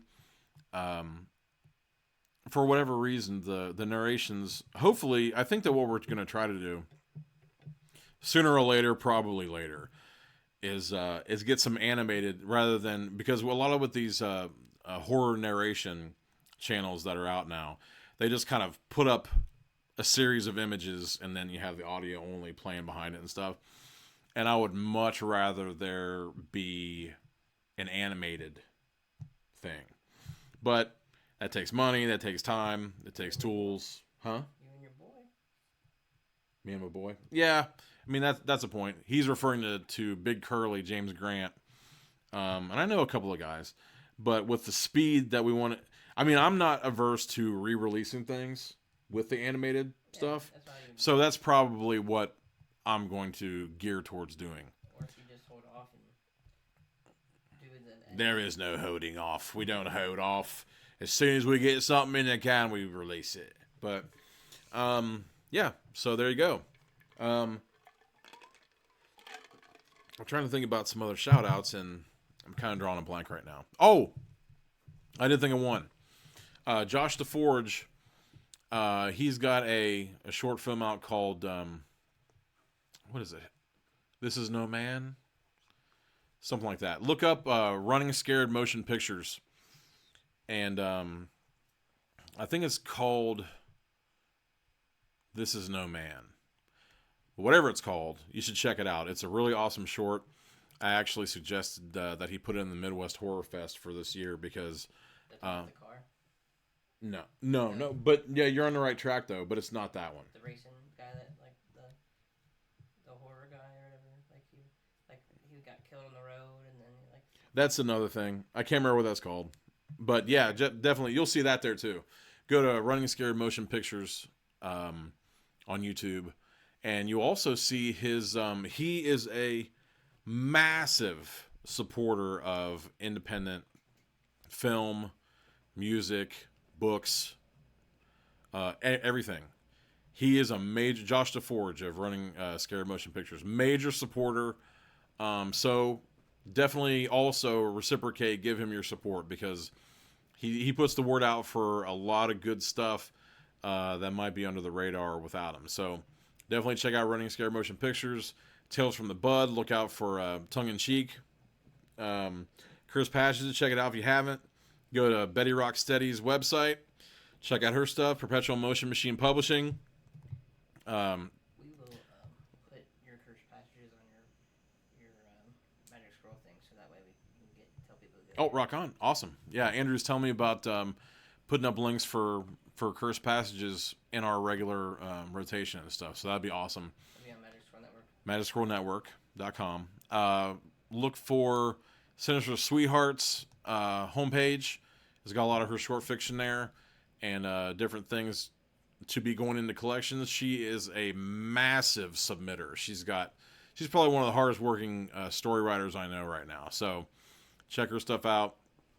And Stu Brown is no slouch.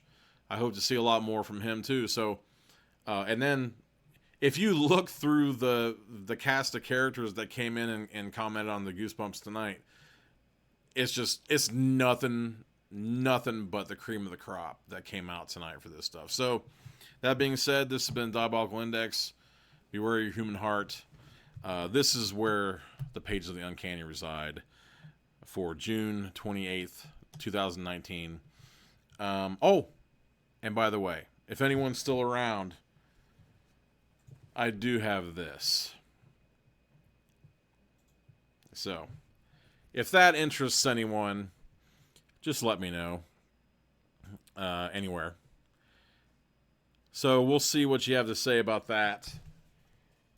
What's this called? The Curse of the Creeping Coffin. So, if anyone wants The Curse of the Creeping Coffin to be the next non-entry episode, drop me a line at the Diabolical Index, Magic Squirrel, wherever. I got tons of places to find me. I am an obstacle. People trip over me. You won't have to worry about losing me. So, as always, what else is there to say but keep it squirrely.